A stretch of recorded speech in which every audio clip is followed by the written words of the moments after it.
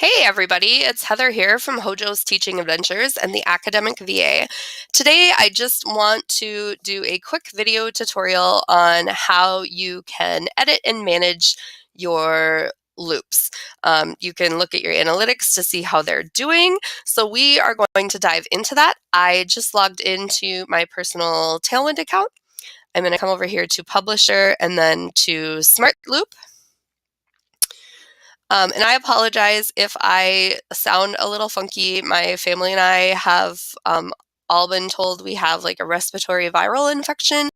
So if I sound a bit nasally today, that is the reason. But I wanted to get this video done because I've been putting it off for almost a month now. So thank you for your patience with me and understanding that I'm fighting through a little bit of a cold here. So I do appreciate that. All right, so when your smart loop first comes in here and loads, it's going to show some stats up here, and these are the general stats. You'll see all smart loop posts are highlighted here, and yes, I do have over 4,500 loops in. Now remember, if I send one pin to 5 different boards, that counts as 5 loops. So you'll see here that I've had over 11,000 pins published. I've only gotten 4,000 repins out of those, and I'm averaging 0.4 repins per pin. So not, the greatest thing ever, but so right here is how we can sort. So I can sort by my highest repins first, my lowest. I can go by when I added them. I can go by the ones that have gotten the most repins when they were published. So there's a lot of ways to sort these. I do kind of like to look at what was published highest first. I do like to look at what was published highest first because maybe there's something I can replicate.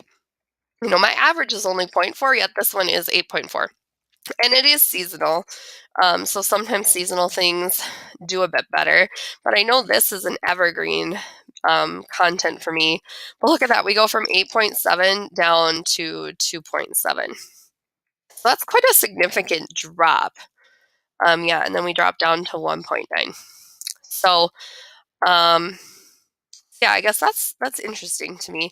Oh, but then we have a 3.4. So maybe it doesn't go exactly in the order that I would have thought. Interesting. Okay. And I have looked at this a little bit, but I'll be honest, guys, I've been just so busy with mama life and TPT life and VA life that I really haven't spent as much time revising these as I really should have.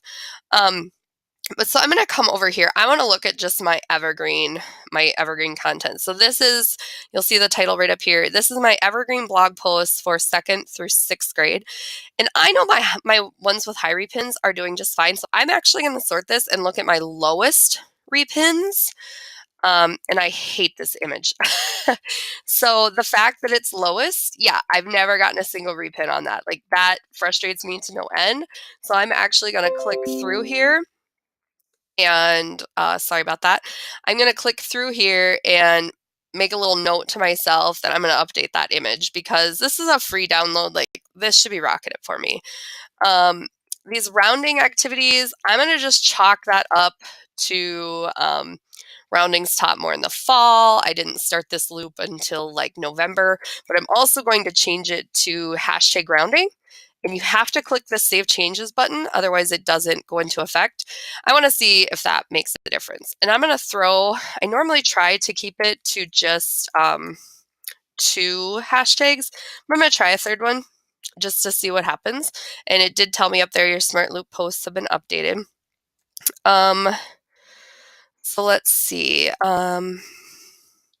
I'm going to just try hashtag elementary on this one. I could rewrite this one because it's pretty short, but I'll be honest, like I said, I'm not feeling the best. So I'm just going to do easy, quick little tweaks that I hope will make a difference. And in a perfect world, I would come in and update these every single month. In a realistic world, I'm going to try and come in and update these once a quarter.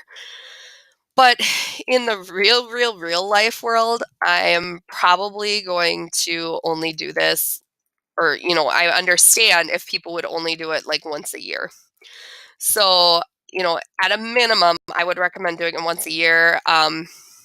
Now, no, I didn't hear that from an expert or anything, but that's just my personal opinion. So take that for whatever it's worth to you. Okay, it does not like me having too many characters, but I don't want to lose too many keywords. Come on, work with me. All right, so I'm going to just copy this because otherwise I'm going to be fighting it. So I always use word count tools. Um, so I just want to get it down to 500 characters. Almost. All right, there we go. $4.99. I'll take it. Okay, so I'm gonna do that, and then I gotta save it, otherwise I'm gonna lose it. So that's literally oh, come on. See, sometimes I tell you. There we go. We'll get rid of that and too, and just go with that little sign. All right, so there's basically all right, now it's just not liking me. It's messing with me. I don't appreciate it. All right. Um, I don't know what's going on here, guys, so I'm not gonna stress it too much.